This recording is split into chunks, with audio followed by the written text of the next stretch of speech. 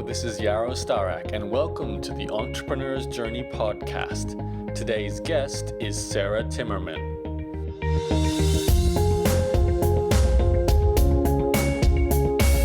Hi there, this is Yaro. Today on the show is Sarah Timmerman, who's going to break down every little detail about her $4 million a year fashion retail website, and also how she's grown to over 1 million followers on social media.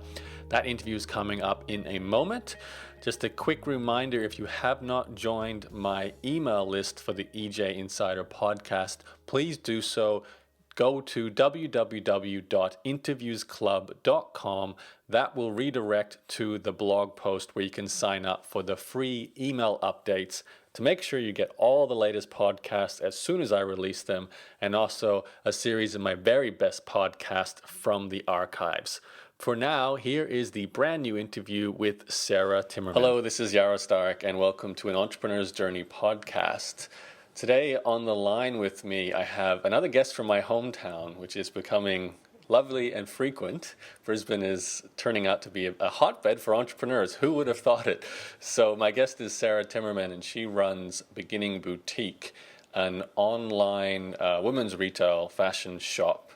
And she's doing about $4 million a year in turnover. And she's got an incredible social media following, almost 500,000 followers on Facebook and 500,000 on Instagram as I record this. So we got a lot to talk about to learn from Sarah. Sarah, thank you for joining me. Oh, that's no problem at all. So did I get the highlight reel succinct? Is there anything else I should throw in there that in your list of achievements that I've forgotten about? One cool thing that I forgot to mention was that we were named the #1 social media brand this year, which is for Australia, that is, which is pretty cool. That is cool. And I really would love to know how you've grown your social media following, but let's get to that when we get to that in your story. Yeah, so are you born and raised in Brisbane as well, like me? I am born and raised in Brisbane. Just out in the suburbs, nothing special. Okay, so my path was high school to the University of Queensland to do a business management degree. What was yours? My path isn't very straightforward, actually. I was just in the suburbs of Brisbane, finishing high school, thought I'd love to do law or physiotherapy or something like that, and go to UQ as well, because that's where all the cool kids go. And then I actually met my husband in year 12. He was backpacking. He's a Dutch backpacker at the time. And my mum hired him to paint a house. Oh, wow. And yeah, it's pretty funny. And I remember I met him and I was in my softball uniform, which is not attractive at all. And Mum had hired these backpackers and I was helping her give them lunch. And then I was to go and help paint this house. And anyway, what was him spending 2 weeks in Brisbane turned into 3 months, and then he had to leave to move back to Holland. And so I actually worked like 4 jobs and saved everything I could and went to Europe. And then we bought a very old Volkswagen and drove around Europe for a couple of months. And then I studied a bit of physio, and I never got my visa, so I had to move back to Australia. And I also went and did psychology and political science and a few other random things at UQ, never finishing them. But then I actually finished a diploma in leadership and decided I wanted to start my own business. And my first business was actually supposed to be a wellness retreat, but it didn't work out because the landlord actually ended up taking over that idea, which, I mean, that's cool. I hope it's still going today.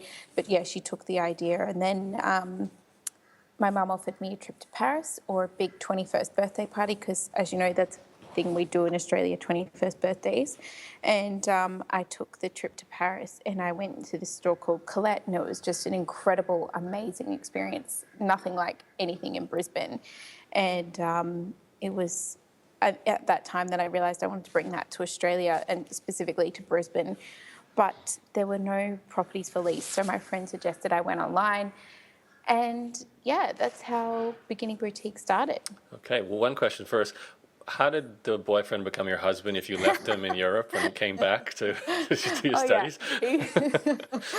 That's a very important part. He came with me, actually, and now we've been living here. It must be like 10 years since he moved here with me. So it's pretty incredible. So you went from him painting for your mum to basically traveling to Europe with him, and he came back to Australia again with you. And I'm assuming, did you get married so he could stay in the country? Like, how did, because you would have been like 20, 18, 19, Yeah, 20, not very old. So yeah. to get married at that stage would have been a big, okay. Yeah, it was pretty crazy. We moved back to Australia when I was about, must have been 19. So I left Australia when I was 17. And yeah, I was over there for 2 years. And we moved back here and we were dating probably for 4 years before we got married. But it wasn't actually for the visa because Martin somehow got really lucky and got a visa straight away. Like he went to Berlin, they interviewed him for a de facto spouse visa and then he got it within the day. Wow. So it was crazy. Like everyone else's stories are so horrible, but ours is really simple. Meant to be, I guess. The universe was helping you with that one. Yeah, it is pretty funny. It's a very, if you like fate, it's definitely a very fate story. Right. So with the business then, you're like 21 when you were in Paris, so 20, like if you took that instead of your birthday. So I'm thinking when you come back, obviously, that to start a retail store is a pretty big undertaking, and I can see why online might have appealed more as well. Can you just timestamp this? Like, what was the state of online retail in Australia when you were thinking of starting, or when you did start this? And can you give us also the year so I get it clear in the chronology? Oh gosh, it must have been 2007 that I started thinking about it to 2008. And there was nothing going on. There were two big stores and they were called Frock Shop and My Catwalk, and they're both no longer in business. And I remember having to beg people to let me sell their clothes online. I would have called over 100 designers to try and get them on board. And it just took that many phone calls and that much effort to get any product to sell because nobody believed in online. So it was incredibly difficult starting a store, and nobody liked online either. It was kind of a dirty word. That's amazing in 2007, 2008, because that's late in a lot of ways. That's, I guess it shows how behind Australia can be sometimes with online in some industries. Okay, so how do you do this? You're getting obviously not a lot of role models to follow in terms of Australian-based ones.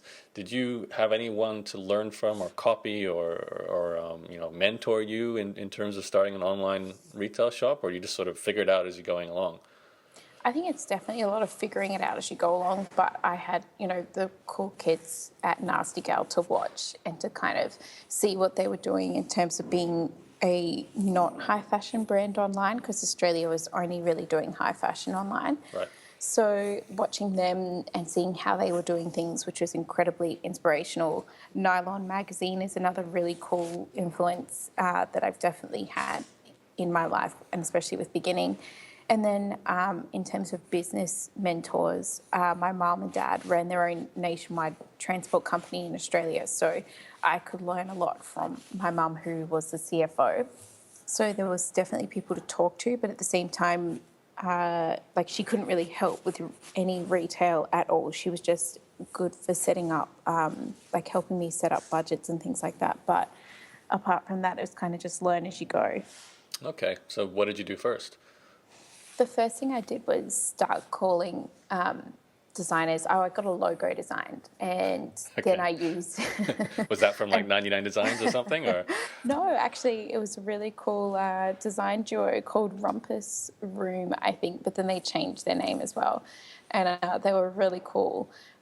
It's our current logo still, actually, the long logo, and they recommended a web development company, and that was we built something off. We built a custom website, and it was just not a good idea at all. Went horribly wrong, and wasted a lot of money doing that. But whilst that was getting built and the designs were getting done, I was just calling designers and trying to really coordinate the entire project. It's kind of like not one thing getting done at once. You have to pull everything together at first and, make your budgets and make some sort of business plan, even though you don't know what you're doing. So it was definitely a very interesting, I think, 6 months. I'm a bit ignorant when it comes to retail online and obviously fashion retail. I've only had a card game website and it was very, very small. So, and I was very young. I'm wondering, with what you had to do at the start there, do you call up designers and say, I love your work, I'd like to buy some of your clothing at Wholesale and sell it on my online store? Is that basically how it works? And then you have to put it in your garage, and then if you make a sale, you send it off to your customers? Is that how it starts? Yeah, that is how it starts. So it's not even like you're asking them for a favor. It was like, I just want to buy your stuff, but nobody wanted it. So, yeah. Okay. So did you have any problems getting stock then, or were they really eager? Oh, they were not eager at all. It would always be like, oh, like an eBay store, and I would have to explain how no, we're not an eBay store. It's a standalone store. It's like retail. We're going to be well branded, and everything's going to be shot beautifully. But people were just not interested. It just wasn't something that designers were into. I haven't mentioned your domain name yet, so we should better mention that so people can have a look at your site while they're listening to this interview. So, my fault too. Beginningboutique.com.au is the one to go to. So, Beginning Boutique. So, as we're going, you can sort of see what Sarah has running now. Okay, so you're getting not a lot of positive support to begin with, but I'm assuming you must have eventually got a few yeses and you were able to have some dresses in your store. Is that how it rolled? Yeah. There was just a lot of persistence at start, and it was. And then we got the ball rolling and got about 20 designers on board, and our website was 3 months late, so we had about just a stupid amount of stock sitting in the garage waiting to go up, and late stock is very bad, as most retailers would know. So that was another fun thing when we first started up. When you say late stock, you mean like out of season? Is that how it? I'm assuming that's pretty important with fashion, right? Yeah, it's not even just out of season, it's just old. Like, they've seen it on other stores for 3 months and they probably sold it and they've now got it on sale, but we're only just getting to put it up 3 months later. Right. Well, that's not good. No. How did you fix this problem? Well, we just had to, when the website finally was finished, which was quite delayed, I just had to do my best and, shoot everything, run everything on a shoestring, and really just try and figure out how we were going to run the business and get cash flow. But as well, when you start a new online business, it's really hard to get traffic, and that's where the social kicked in. That's how we started getting traffic. Okay. Before we dive into the social, I'm just curious about a few more of the nuts and bolts of the beginning start. So do you literally just get your own digital camera and you take photographs of the clothing that you've just bought at Wholesale, and then you upload it to your little e-commerce platform that you would have had, and that's connected to either PayPal or eWay, and then you've got a buy button on a website with a picture of a dress, and so you're ready to go? Is that kind of how it works to start with back then? Yeah, I mean, I think that's even how it works today. Okay. It's like, it's not me, obviously. I don't shoot the stock anymore. I'm nowhere near talented enough to do what Grace does, but it's definitely, I think a lot of stores are just still shooting and uploading and selling straight away with eWay or Stripe or PayPal or anything like that. Okay, simple as that. So do you remember how many different items you had on sale that opening of the website? I made sure I had 20 designers, so they would have had they probably would have had 3 or 4 styles. So we probably would have started with, 80 pieces, 80 styles. Okay, so 80 styles, no traffic. What do you do next? Yeah, exactly. And I mean, it takes a little while to figure that out, because you kind of think, I'll build it and people will come because there's nothing else like it online. And unfortunately, that's not the case at all. So it took me a little while to figure that out and get over that hurdle. And I took really hard to making partnerships and working with bloggers, which was still really unheard of in Australia. So I would give people vouchers to shop at my store and then to review our store on their blog. So that's how we started initially, and then working social as well, because obviously we didn't have money to do paid advertising. So it was also getting involved in things that I knew would return as well, like sale emails and things like that. So when you say you worked social, what do you, because it's 2008, 2009, there's no Instagram yet, there's no, I mean, Facebook was definitely probably the leading one at the Yeah. time. Yeah, maybe Yeah. MySpace was dying out at that stage. So what did you do? Did you just did you put up a lot of pictures of your clothing and then try and get other people to follow you? Like, how did it, because again, no advertising budget, like you said, so you got to basically hustle. So how does it work? Yeah, it's a lot of trial and error. Like we did a lot of working with different pictures on Facebook and trying to figure out what actually our customer enjoyed. And that was a really interesting challenge because, you know, you've got to balance product with inspirational posts as well. But when I first started, I was literally just talking about Brisbane and what I liked in Brisbane and how cool Brisbane was. Good subject. Which isn't that cool. Not sure that's going to sell much clothing, but And then we moved the conversation to being about our photo shoots and new product and stuff like that. So it was definitely a very interesting situation where you're trying to marry up two very different things to make sure that you're entertaining and relevant. And then we just built it using competitions and, again, partnerships, like I was saying before, trying to get bigger brands to talk about us, trying to get our designers to talk about us. You know, just like you're saying, you've just got to hustle and work really hard and make sure that you're presenting things beautifully as well. So that was what that's what I did with Facebook. And yeah, we've just continued that across all of our medias as well. you keep saying we. Was it a we yet at that stage, or is it still you? You know, all those business books where they tell you that you have to pretend that you're bigger than you actually are. I was very good at that. Right. But no, at that point, it was just me. I got my first intern around that time, and Kate was her name, and she turned into my first employee.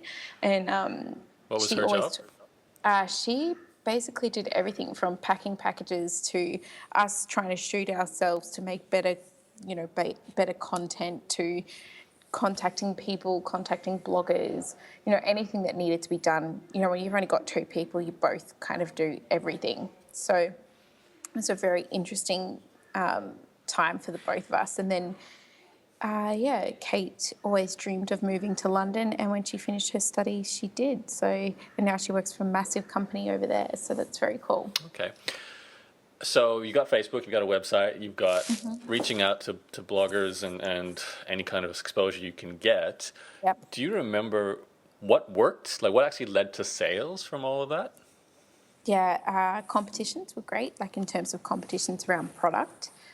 Getting girls influencers is the word you would use for it now in your product. That definitely worked. I mean, you have to get the girls that are speaking for your demographic in your product and showing how great it is.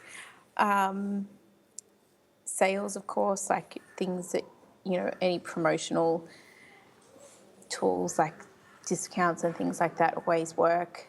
Flash sales, like you've got one going now. Yeah.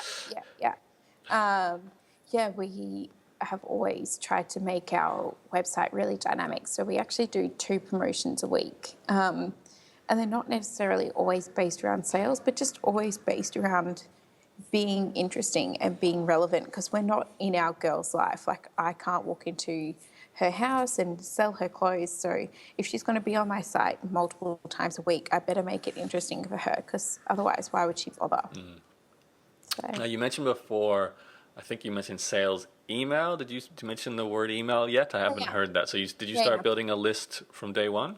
Oh, definitely. Like, before we even launched the site, there was an email capture on there.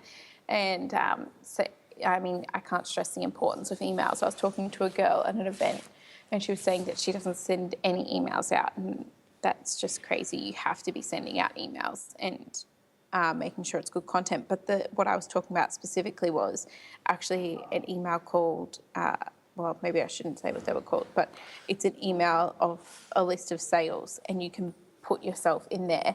And I remember when I was in one of our bedrooms by myself working for Beginning, we made 6 sales from this one email, and that's back when we sold big ticket items, and it was such a great day. That was the best. Now, Not anymore. no, well, I don't want that yeah, anymore. 6 sales a day not quite doesn't lead to No. 4 million in year in turnover, does it? Okay, Well, so I'm kind of curious. How did you know to do email from the beginning? Like, was that just from your just innate exposure online and seeing what other emails were being sent to you, or was there some other trigger for that? I've always read. I think I know this is going to sound so nerdy, but isn't it readers are leaders? And I've always pushed myself to learn more because I'm so young and I don't have any experience. If I'm not continuously learning, then this business isn't going to grow. So I was reading a lot of white papers, watching HubSpot, making sure that I was really across everything because that's my responsibility to grow the company. And I guess everyone talks about email marketing, and I guess I could pick up on that really easily. Okay, so how did you go from 6 sales a day being a good day to whatever it is you do today? Yeah, well, I guess it came about probably 2 or 3 years ago. You're always growing your business and you're always looking to challenge yourself, I think, as an entrepreneur. And we used to ask girls what they wanted us to bring into store. We still do, but nowhere near as much as I used to. And I used to use those questions and people's opinions to purchase stock. And I remember when I had pretty much no money to buy stock and I needed all of that to sell so that I would have money to buy stock later in the week. And it was just really carefully reinvesting what you've previously purchased to grow sales. So buying more of one particular style that sold well, or, making sure that you have enough money to pay for a model, because that's always going to work better than a mannequin. It's just all about improving everything. So I guess like the growth in sales has come through business improvements, looking at everything you do and going, okay, I could do this better. How am I going to do that? Who's going to implement that? And just working from there. But on a real simple level, it was just listening to customers and them telling us what they want and going from there. Okay, maybe you can break that down by sort of looking at who you hired, because obviously you would have reached your own personal capacity pretty quickly, and since you said you sort of did everything better bit by bit, you've got finding more designers, taking more photographs of clothing, building relationships with more people. There's so many different things to do there. Plus, you obviously started new channels like Instagram eventually. Yeah. How did you start to balance that, especially with, as you said before, you've got the challenge of retail where you might sell a bunch of product, but then you have to go and spend all that money just to buy more product. And it kind of feels like you're kind of, just, you never get to take anything away for yourself. You're just always reinvesting in the next and the next and the next. And it's going to be getting even more crazy and busy around you as you hire more people. So I can only imagine that requires a special kind of leadership to control all that. So maybe you can take us from the point where you had this intern to, who did you hire next? Yep. Yeah, well, I was really lucky with Kate that she came on a few days a week while she was also at university. Then we actually got a graphic design intern, and the first one didn't work out at all. She basically came in for half a day and then said she couldn't do the next day because she wanted to go out on the weekend or something stupid like that. So we put the job ad back up and got a really cool chick who came on board and did her internship, and then I hired her. And that was just a few days a week, and then it grew into a full-time position. I also had another really great intern work out, and she is still with us, and she runs our PR. And basically everyone did everything at the start. So everyone would pack packages if that needed to be done. Everyone would pick stock, like actually picking it ready to pack. There was nothing, and there still is nothing sacred at beginning. Like everyone should be able to take out the rubbish, that sort of thing. But then we grew from that to hiring someone to do customer care, and that person then quickly grew into a full-time role. And we moved from it must have been like 30 square metre office into 350 square metres. And that was a really huge change, taking such a small office and having a dual level office with only one person downstairs when we first moved in there, and then everyone else in a room upstairs, because there was one room that was the same size as the old office, and the second room was 100 square meters. So it was very interesting to manage that as well. And then we quickly grew out those teams. So the customer care team grew significantly. Marketing as well grew out, and we have a whole e-commerce team now where, I was just taking all of the photos, writing all the descriptions and editing all the photos to upload to that, now being handled by 2 different teams, going from uploading 15 products to 55 products, like dramatic growth and change across the business. And we were in that office for 2 years, and we've just moved to our new office, which is 700 square meters, and we now have 24 people on staff, including casuals, and it's a pretty cool place to be. It's an old ice cream factory. I think I can hear them in the background if that's where you are now. Yeah, I've moved to the quiet part of the office for you guys, but I have heard them in the background as well, and I've got headphones in as well. But okay, that's all right. It's all part of the process. So, okay, what I'm really curious about, that everything sounds brilliant there. Hiring new people, bigger offices, everything's go, go, go, positive, positive, positive. Yeah. Where did the customers come from? Because you obviously have to rapidly increase your turnover if you keep hiring every intern as a full-time employee. You've got salaries to pay. That's from having very minor expenses to suddenly having whatever, 50 grand a year to pay, then 100 grand a year to pay, then 200 grand a year to pay. So you have to have the revenue to cover that. So where were the sales coming from?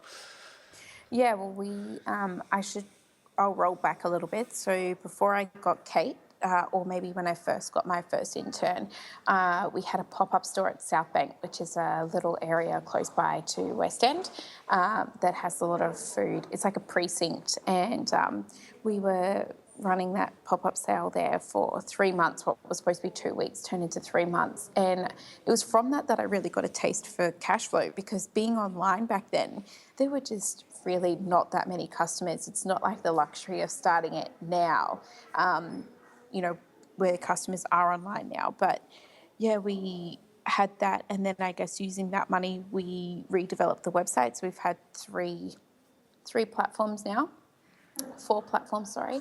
And basically, as soon as we changed from that first initial horror of a website to Interspire, which no longer exists anymore, but changing to that, we saw an immediate growth, because 1, the website worked all the time, and 2, Google could finally, go through it and crawl the site, and we were actually getting listed for things, and our SEO improved, and it was a dramatic change using different platforms. And I guess we grew the revenue by having better platforms, better systems, as well as growing our social media. So customers really came from social media, and then as we were growing our revenue, we also started spending money on social media.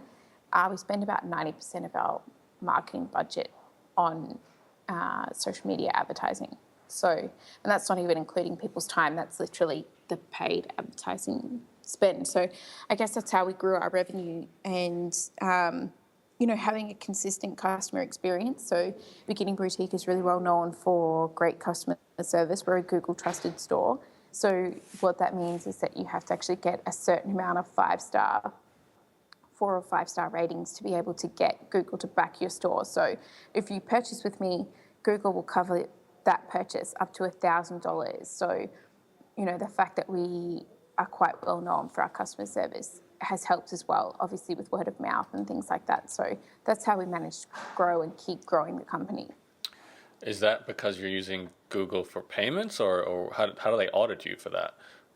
So basically, as you check out, you will get asked to rate Beginning Boutique. And with those ratings, they collected those ratings for about 6 weeks. And then if you get a certain amount of good ratings, you become a Google trusted store. You have to apply for it, and your service has to be exceptional.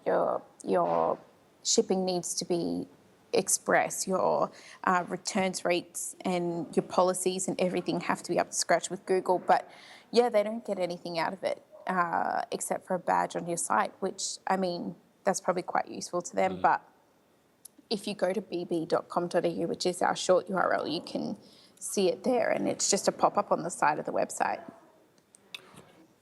Okay, I'm looking at everything. Getting distracted by all the pretty dresses. It's just under the 10% off here. Okay. It's a little Google Trusted Store icon there. I think I'm on a sub-page. Let me... Oh, it should be on every page. I'm only seeing the 10. Oh, are you in? Yeah, it's because, so that's in Australia. Unfortunately, right. It doesn't show for the States. We were actually in the States for Magento Live conference the other week, and we thought we had lost it, and we were freaking out. But yeah, Okay. so this... You're certified for Australia, which, fair enough, that's probably where most of your customers come from, so... Yeah, and it actually depends on where your URL is as well. I don't think we can even get it for the States. Gotcha. Okay, wow, so I can see it's funny how when you talk about it in half an hour, it almost seems simple. It just building on each piece of the puzzle more and more. But I can only imagine coordinating everything must have been crazy, especially with all the people, and to get, like you said, you have to get a lot of moving parts working together, and then you just multiplied that in scale. So it would have been crazy. When did Instagram come into this? Whenever Instagram started, we jumped on it pretty quickly. And to be honest, I don't remember when that was. But yeah, we just jumped on it straight away, started using the same content, but tried to vary it at least, and just started building it and, followed other people so that people would start to know that we were there, and promoted it on Facebook and, just all the classic social media growth sort of things. And yeah, we're just trying to smash that out as much as possible and grow that, because obviously we could tell that it was the next Facebook. Yeah, and you've got 500,000 followers almost, as I talk to you now. That would be a huge source of customers, I imagine. So I do want to clarify, because there's a lot of people, despite Instagram being around a number of years now, still are pretty clueless with it. And I'm noticing more and more of these interviews I do, people are referencing Instagram as a key source of new customers for them, especially presently. So I'm assuming, like you said, you've taken photographs of your product already, so you're posting that up, and you're using hashtags related to fashion, and then you're following, like you said, the influencers. So you're following the girls who have a lot of followers, who are fashion girls. Are you doing that in the hope that they will just pay attention to you, so potentially you could send them a dress and then they'll wear it and then they'll Instagram it and they'll link back to your Instagram profile? Is that kind of how it works? And yeah, definitely. So yeah, go ahead. Just getting people to notice you. Like, the thing is, there's nothing...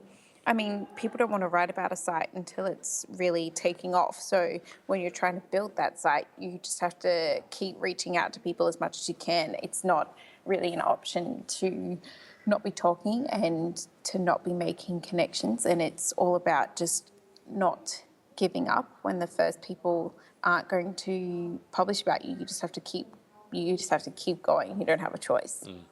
Okay. So today then, since I think we're almost caught up, right? Have we missed any milestones along the way?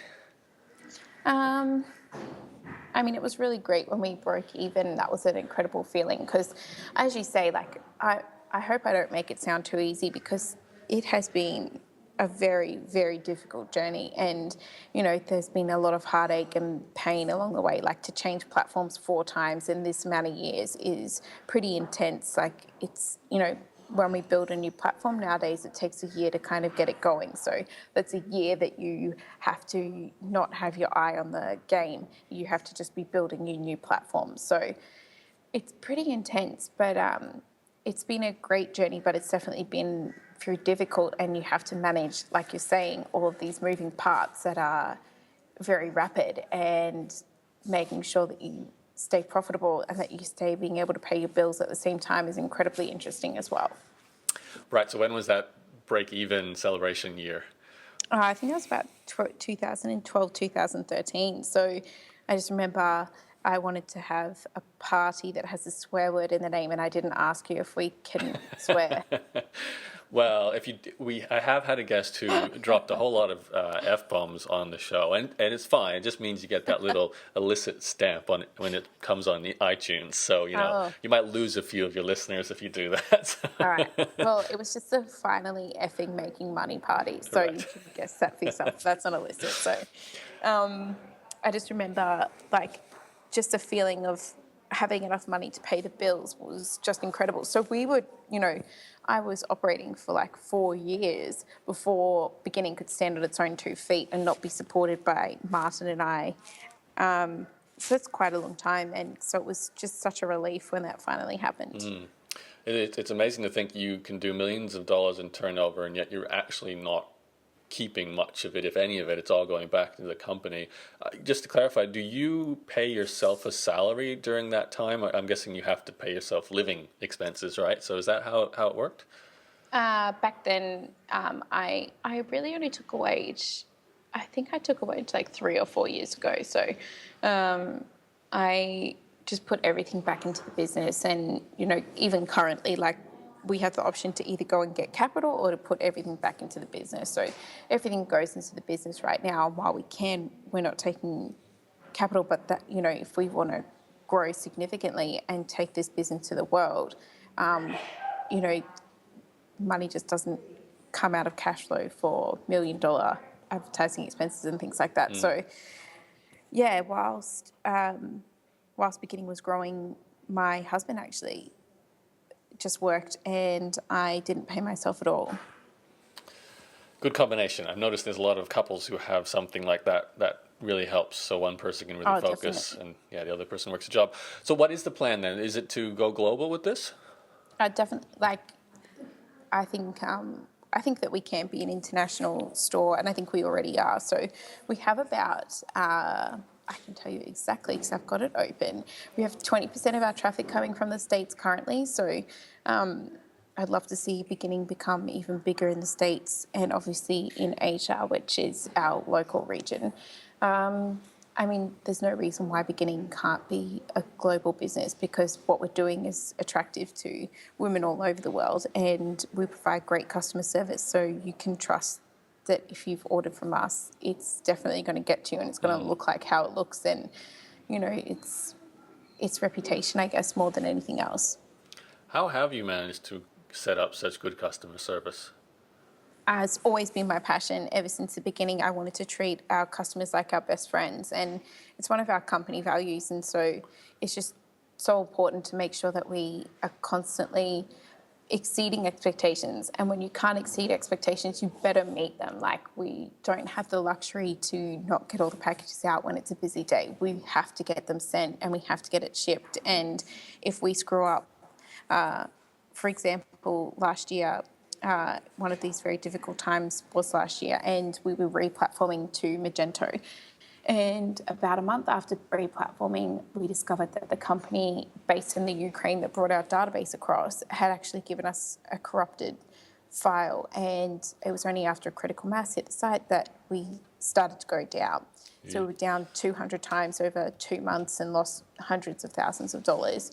And then they also went into war with Russia, so we had to figure that out on ourselves.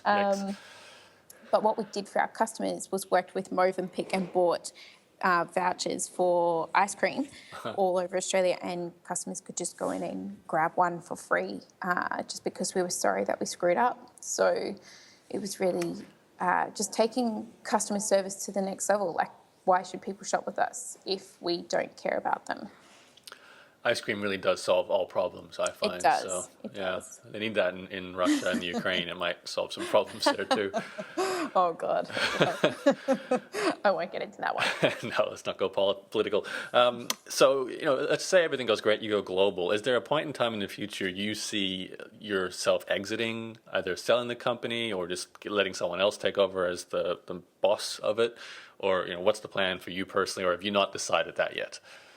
I've definitely thought about that, and I think everyone says that you have to start with the exit in mind. So I know what I'd like to walk away with, but at the same time, I'm not planning on walking away anytime soon, and the only time that I would is if I felt that I was holding the company back. So if I can't continue to grow the company and it needs someone more experienced and better than myself, then I have to provide that. As you know, as the caretaker for this business, it'd be irresponsible if I ignored the signs and thought that I was the best person to run it when I wasn't.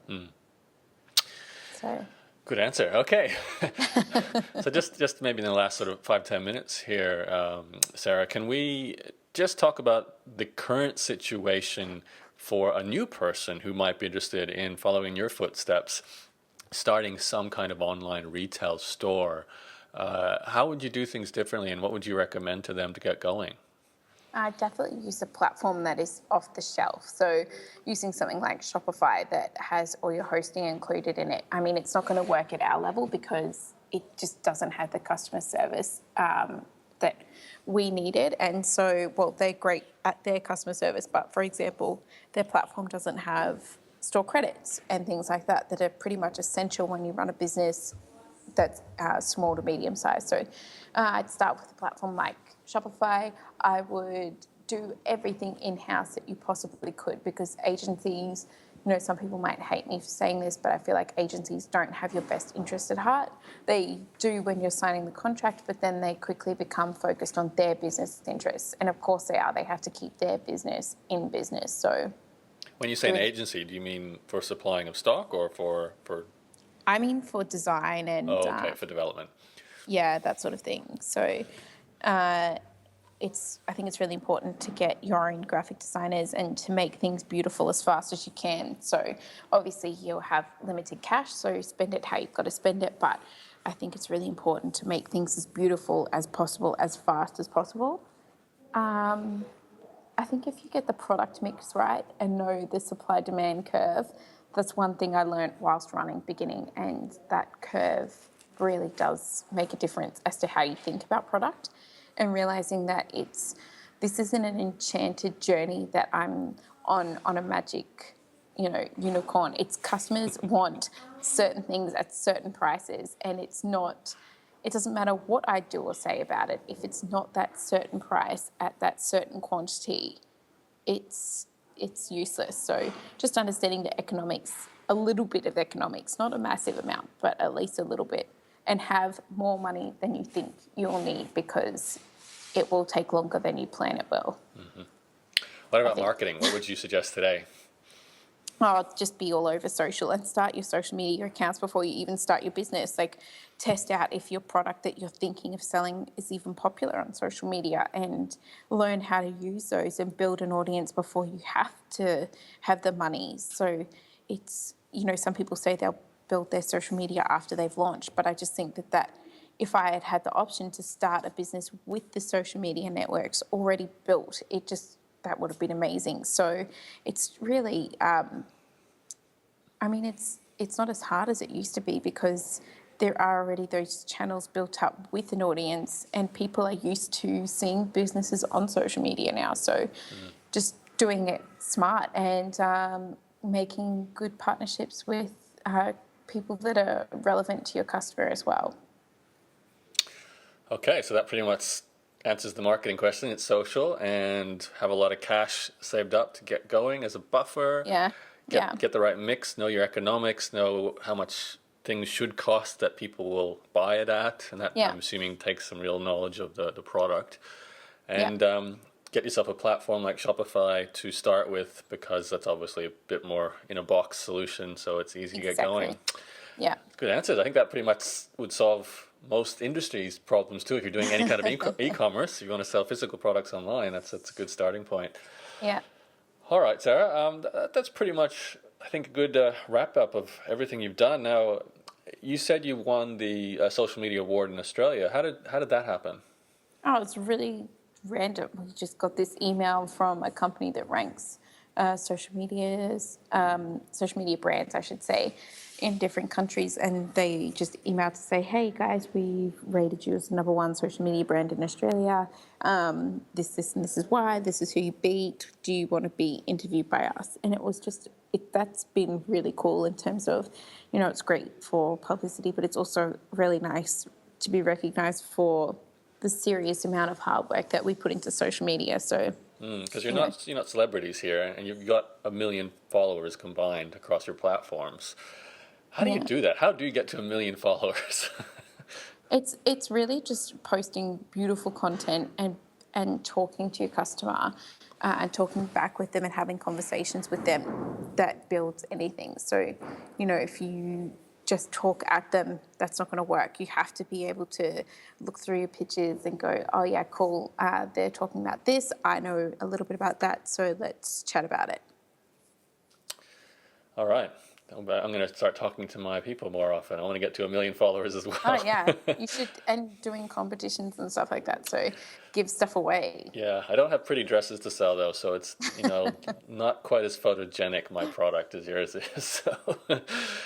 Okay, Sarah, thank you for breaking down all the details and going into history. That was really informative, and thank you for being so specific with each of the steps in your journey there. I think that'll be very helpful for anyone who's entrepreneurial, who wants to do an online business, in particular, who wants to do a retail business. So yeah, thank you, and congrats on the success. Go Brisbane, I have to say.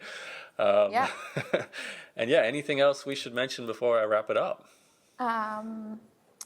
Well, I'd love for everybody to come and have a look at our site. So of course, that'd be awesome. But yeah, no, that's it. And I think, if you really do want to pursue your dream, or if you're midway pursuing your dream, just remember to never give up, because as cliche as that sounds, it really just does take bold-faced determination to be successful. Like, you just can't ever give up. So stick in there.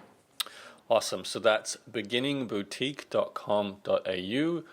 The Instagram is also /beginningboutique, and your Facebook is also /beginningboutique. And those are the two biggest channels that Sarah has. Both have 500,000 followers almost as we're talking. So that's a good way to check out everything you're doing. And I would definitely check out your site, check out your social media, because you can see exactly how Sarah and her team are doing everything she talked about during this interview. Awesome. Sarah, thank you very much. Thank you. And to everyone listening in, thank you for joining us on the Entrepreneur's Journey podcast. You can find the show notes and the transcript for this episode at my blog at the usual place, entrepreneurs-journey.com. You can also Google my name, Yaro, Y-A-R-O, to find this podcast, my blog, and all the other episodes of this podcast are there too. Thanks, Sarah. Thanks, everyone, for listening in, and I'll talk to you guys very soon. Well, there you have it. That was a fantastic interview with Sarah, where I felt she was very generous breaking down all of the behind-the-scenes steps that she has undertaken over the years to grow her fashion retail online business. I took a lot out of that, and I'm sure you did too.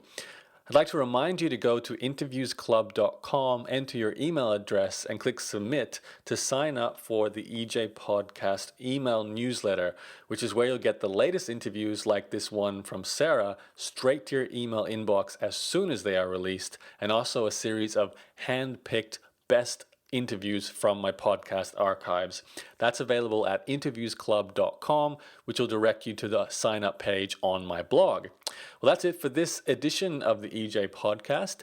Please go to iTunes and subscribe, and also leave a review. And also, of course, you can find all the show notes, the transcript, and all my other podcast interviews available at my blog at entrepreneurs-journey.com, or you can Google my name, which is Yaro, Y-A-R-O, and you'll find all the links for iTunes, all the episodes, all the show notes, all the transcripts, as well, of course, my blog, my coaching products, and everything to do with my world. Thanks for being a listener of the EJ Podcast. My name is Yaro, and I'll talk to you on the next episode.